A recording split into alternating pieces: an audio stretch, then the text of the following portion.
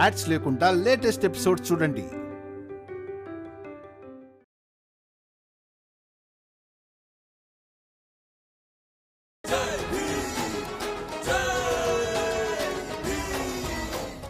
సమయంతో పాటు మీరు మీ బంధుత్వాన్ని కలుపుకుంటారని, అయినా నాకు వీళ్ళతో ఎలాంటి సంబంధం లేదని అనుకోవాల్సి ఉంటుంది. క్రికెట్లో సహాయం చేయడానికి మీరు వచ్చారు కదా. 11 మంది కావాలి, ఇక్కడ 2 కూడా దొరకలేదు. 2 నేను, ఒకరు భీమ్, ఇంకొకరు బాల. 2 అయిపోయారమ్మా. ఇక అప్పుడు మీ తమ్ముడు భీమ్ను, అలాగే మీ నాన్నను ఆ సంఘం పెద్దలందరూ చుట్టుముట్టినప్పుడు అప్పుడు కూడా సైన్యాన్ని తీసుకొని వచ్చింది మీరే కదా. వీళ్ళంతా ఎక్కడి నుంచి వచ్చారు? వీళ్ళందరినీ నేనే తీసుకొచ్చాను. మరైతే ఒకవేళ నేను వీళ్ళందరితో మాట్లాడినా, వీళ్ళను కలిసినా మీకు అసలు ఏ విషయంలో సమస్య? పనికి మళ్ళీ మాట్లాడుకో, వెళ్ళిపో ఇక్కడి నుంచి. బాలా అన్నయ్య,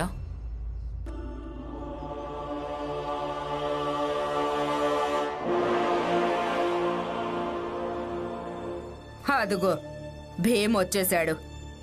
నాటకం మొదలు.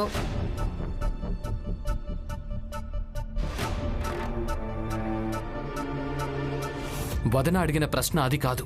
ఆవిడ మిమ్మల్ని ఏమడిగిందంటే, మీరు వీళ్లతో సంబంధాలు తెంచుకోనప్పుడు తనను తెంచుకోమని ఎందుకు చెప్తున్నారు అని. లేకపోతే విషయం ఇలా ఉందా? మీకు మా మీద ఏ కోపం ఉందో దాన్ని వ్యక్తం చేయడానికి పావుగా మీరు వదనను మార్చుకున్నారా? భీమ్, నీకు చిన్నప్పటి నుంచే ప్రతి ఒక్కరి మధ్యలో మాట్లాడడం ఇష్టం కదా. ఇష్టం కాదు, అది అవసరం అన్నయ్య. అందుకనే చెప్తున్నాను, ఇప్పుడు వదనను గౌరవించండి, అలాగే శాంతంగా ఉండండి. ఒకవేళ ఈ విషయంలో సంతోషించలేకపోతే ఈ విషయాన్ని రాద్ధాంతం కూడా చేయకండి. వదన ఇక్కడ తన అత్తారింటికి వచ్చింది అని.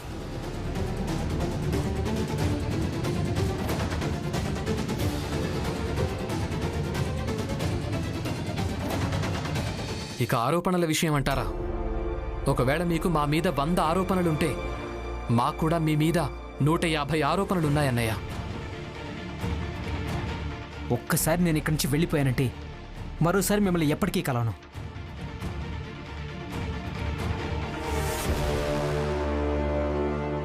భీమ్, లాయర్ గారు ఏమన్నారు?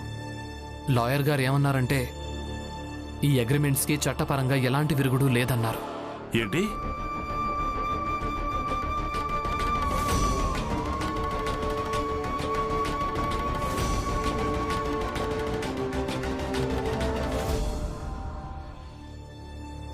మేమందరం ముందు నుంచి ఇదే చెప్తున్నాం కదా.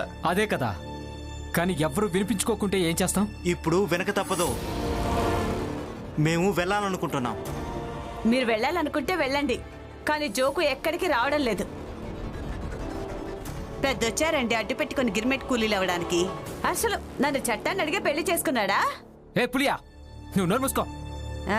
నేను నూరు మూసుకుంటే నువ్వు గిర్మెట్ కూలీవి అయిపోతావా? అక్క, మీరు వీళ్ళందరి తోడు వదిలేయండి, మా వెంట వచ్చేయండి.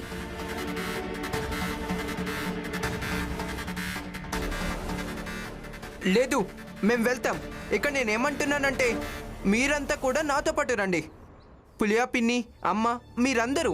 నోర్మయ్, మేమెక్కడికి రాలేము, ఎవరు ఎక్కడికి రారు.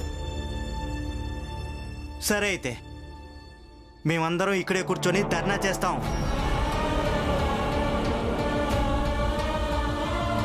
ఎందుకంటే మీరంతా మా మాట వినడం కోసం. ఒకటి మమ్మల్ని వెళ్ళనివ్వండి, లేదా మీరందరూ మాతో పాటు రండి.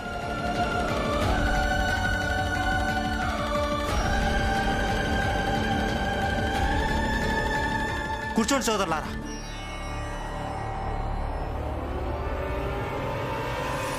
లక్ష్మి, మన ఇంటికి పద.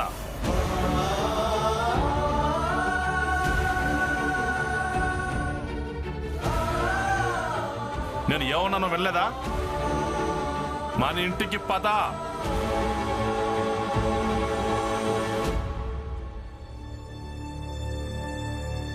లక్ష్మి, ఇంటి లోపలికి వెళ్ళు. నన్ను క్షమించండి మావయ్య.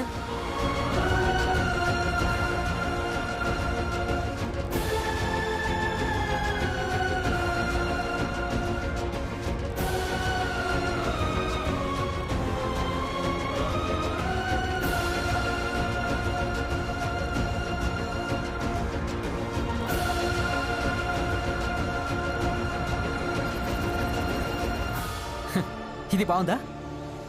మీతో కలిసి ఉంటున్న మీ కోడలే మీ మాట వినడం లేదు. అయినా మీరు మాకు చెప్పాలని చూస్తున్నారా నాన్న?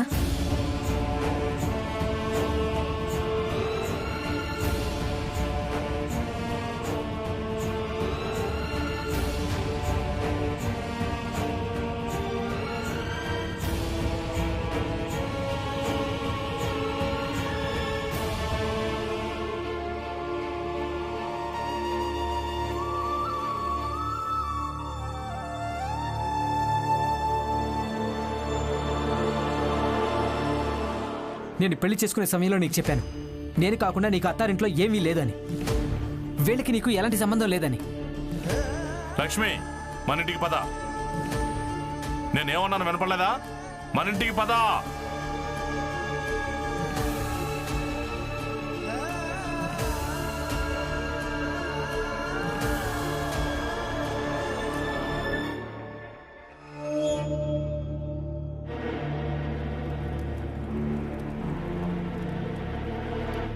చూడు, ఇదే మంచి అవకాశం. చూడు జీజాబాయ్, పూర్తిగా ఆదర్శ భార్యలా మారి నువ్వు వెళ్ళి రామ్జీతో మాట్లాడాలి.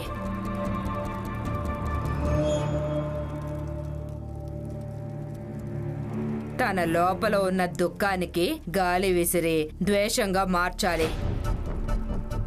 ఎప్పుడైతే ఇంట్లోనే మిగతా వాళ్ళ మీద ద్వేషం కలుగుతుందో అప్పుడు దానికదే నీ మీద ప్రేమ కలగడం మొదలవుతుంది.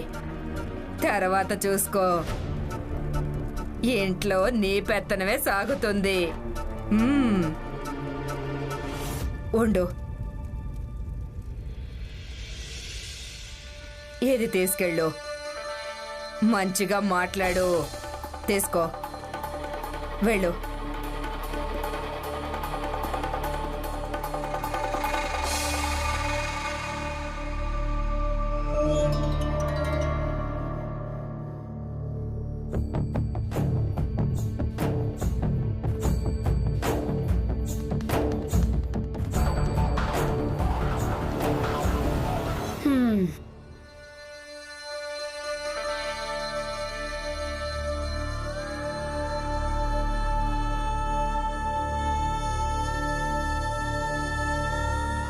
నేను అప్పుడే చావన్లే. ఇక తర్వాత కూడా నీకు చాలా సమయం దొరుకుతుంది. నువ్వు నన్ను దెప్పి పడవడానికి. కానీ ప్రస్తుతానికి నన్ను వదిలే.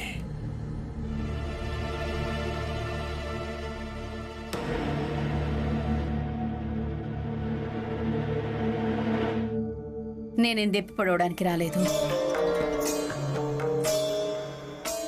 ఒక భార్య తన భర్త దుఃఖాన్ని పంచుకోవడానికి వచ్చింది.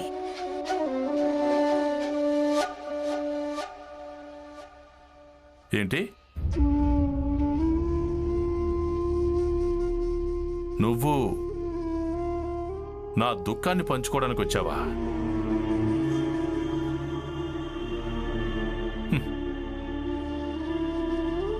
చెప్పు జీజాబాయ్, ఎలా పంచుకుంటావు దుఃఖాన్ని?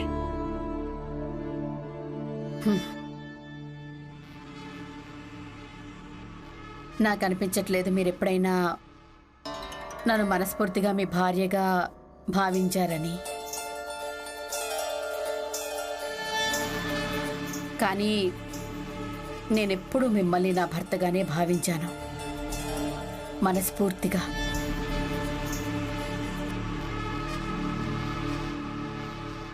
అందుకే నేను ఏం చెప్పాలనుకుంటున్నానంటే, ఇకనైనా మారండి.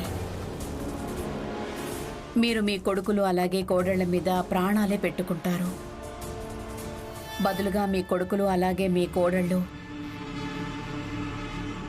మీ మాట ఏం వింటున్నారని. బాలా మిమ్మల్ని ఎంతగా గౌరవిస్తున్నాడో అది నేను మీకు చెప్పాల్సిన అవసరమే లేదు.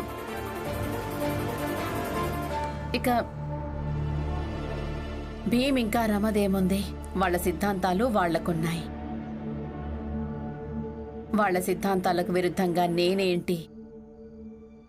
మీరు వెళ్ళినా కూడా వాళ్ళు మర్చిపోతారు మీరు వాళ్ళ నాన్నగారన్న సంగతి.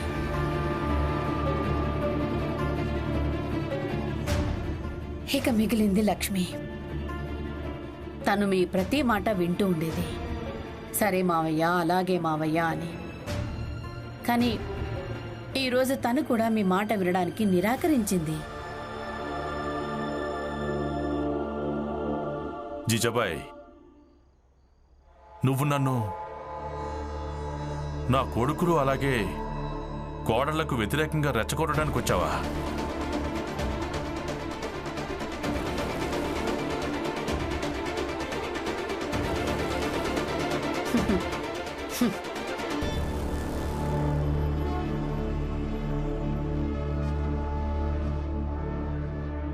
మీరేం చిన్న పిల్లాడు కాదు, నేను రెచ్చగొట్టగానే ఇక మీరు రెచ్చిపోవడానికి.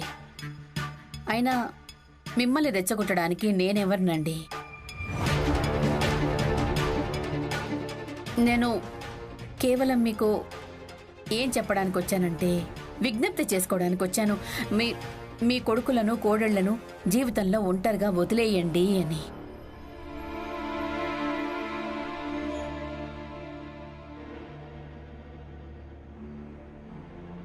ఇప్పుడు మీ కొడుకులు అలాగే కోడళ్ళు పెద్దవాళ్ళైపోయారు, సొంత నిర్ణయాలు తీసుకోవడం కూడా తెలుసు.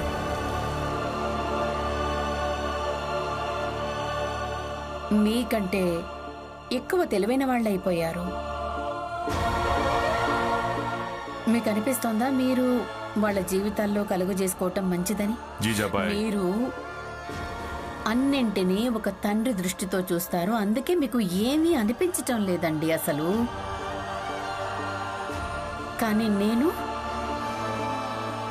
పిల్లలంతా నా భర్త విషయంలో ఇలా ప్రవర్తిస్తుంటే నాకు బాధ అనిపిస్తోందండి, బాధ అనిపిస్తోంది.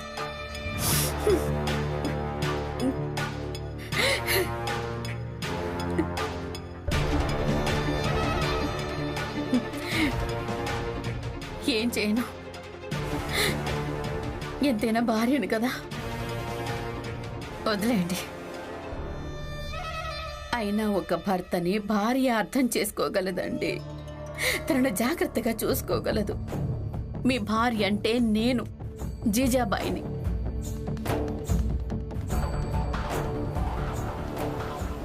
అద్భుతం జీజాబాయ్, నువ్వు రామ్జీకి పూర్తిగా అర్థమయ్యేలా చెప్పావు. ఇప్పుడుంటుంది మజా. మేమంతా భోజనం చేయమని చెప్పాం కదా, ఇక్కడి నుంచి తీసుకెళ్ళండి. జోకు బాబాయ్, పస్తులుండడం వల్ల పరిష్కారం దొరకదు. మీరు గిర్మెన్ కూలీలుగా వెళ్ళడానికి మిమ్మల్ని అలా ప్రోత్సహించలేము.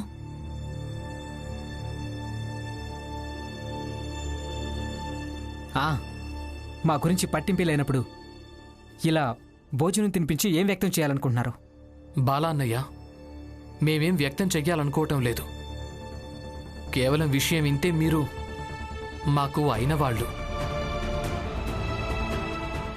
మీరిక్కడ పస్తులుంటే ఇక మేమంతా లోపల భోజనం చేయటం మంచిగా అనిపించదు. అందుకే ఈ భోజనం చెయ్యండి. ఆ తర్వాత ఒకవేళ మీకు ధర్నా చెయ్యాలనుంటే చేస్తూ ఉండండి. ఇక మనం పోరాడుతూ ఉందాం. ఒకటి న్యాయ పోరాటం, ఇక మీరంతా మీ పంతం కోసం పోరాడుతూ ఉంటారు.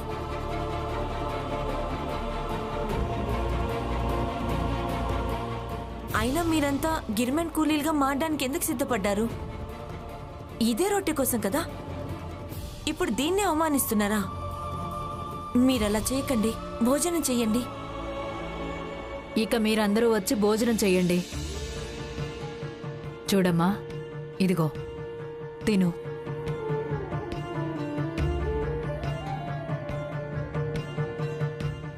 చూడండి, మీరందరూ భోజనం చేస్తే మీరంతా మా మాట విన్నారని మేమేమీ అనుకోము. భోజనంలానే ఉంటుంది. దీపక్, నువ్వు భోజనం చెయ్యి. ఒకవేళ నువ్వు తినకుంటే ఈ రోజు నుంచి మీ అమ్మ కూడా భోజనం చేయదు. కావాలంటే పస్తులతో చనిపోయినా సరే.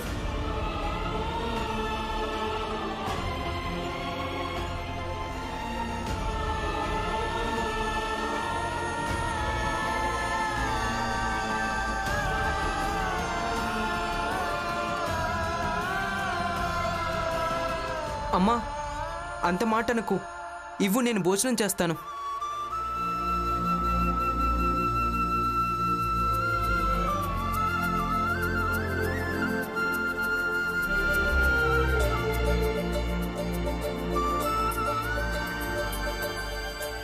సరే, ఇక మీరు కూడా ఇవ్వండి, మేమంతా కూడా తింటాం. కానీ దాని అర్థం మేము ధర్నాలోంచి లేచామని మాత్రం కాదు. సరే, ఇదిగో. సరే అయితే నేను కూడా భోజనం చేస్తాను. జనార్దన్ అన్నా, మీరు కూడా తినండి. అసలు ఈ ఇంట్లో నాకంటూ ఎవరూ లేరు, మరి నాకెవరు తిండి పెడతారు? నిజానికి అయితే నేను అప్పుడెప్పుడో ఈ ఇంటిని వదిలేసి గిరిమెట్టి కూలీగా మారి వెళ్ళిపోయి ఉండాల్సింది. అయ్యో లేదు హితేష్ అన్నా, మనసు చిన్నబుచ్చుకోకండి. నేను మీకోసం కూడా భోజనం తీసుకొచ్చాను. ఇదిగో తినా. తిను హితేష్ అన్నా. చూసావా హితేష్, ఇంత ప్రేమ నీకు విదేశాల్లో దొరుకుతుందా? ఈ రోజు నీకు ఇక్కడ దొరికినంతగా భోజనం చెయ్యి. తల్లి, అందరూ తింటున్నారు, ఇదిగో నువ్వు కూడా తీసుకో. ఇక్కడ కూర్చో, తీసుకో, కూర్చో, కూర్చో అమ్మా.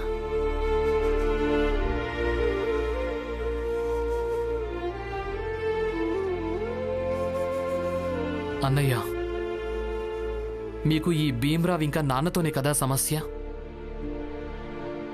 ఇది భోజనం. భోజనం మీకు శత్రువేం కాదు కదా, తినండి.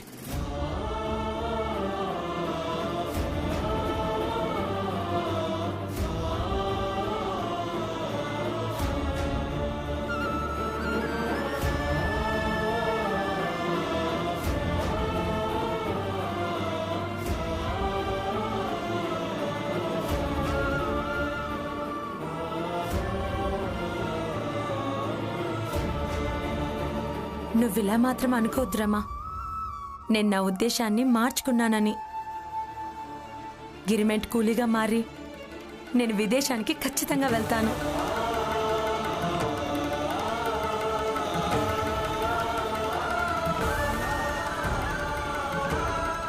అక్క, నాకే విషయంలో బాధగా ఉందంటే మీరు మా అందరినీ అర్థం చేసుకోలేకపోయారు. అయినా సరే మేం ప్రయత్నం చేస్తూనే ఉంటాం. మీరిక్కడే ఆగిపోవాలి, అలాగే వీళ్ళంతా ఆగిపోవాలి.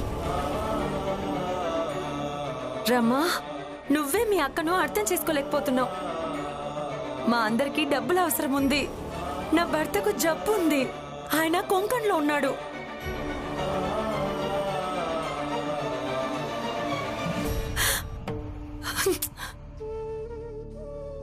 ఆ రోజు మీ అందరికీ అబద్ధం చెప్పాను. బాలాబావతో కలిసి నేను పని వెతుక్కోవడానికి వెళ్ళలేదు, కొంకణ్కి వెళ్ళాను.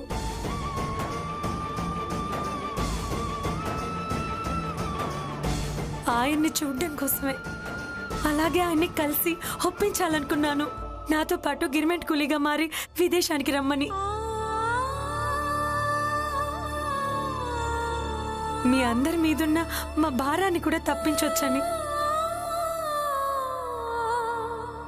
కానీ ఆయన ఒప్పుకోలేదు. అందుకనే నేనొక్కదాన్నే వెళ్ళడం కోసం సిద్ధపడ్డాను.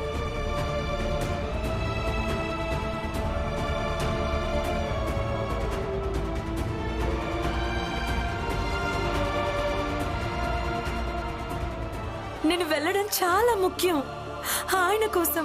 అలాగే వీళ్ళంతా వెళ్ళడం కూడా ముఖ్యమే, వాళ్ళ కుటుంబాల కోసం.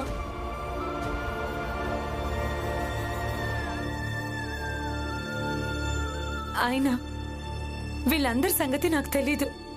నేను మాత్రం తప్పకుండా వెళ్తాను. కావాలంటే అందుకోసం నేను మావయ్య దృష్టిలో, భీమ్రావ్ దృష్టిలో, పిన్ని దృష్టిలో, అలాగే నీ దృష్టిలో మరోసారి మళ్ళీ చెడ్డదాన్ని అవ్వాల్సి వచ్చినా సరే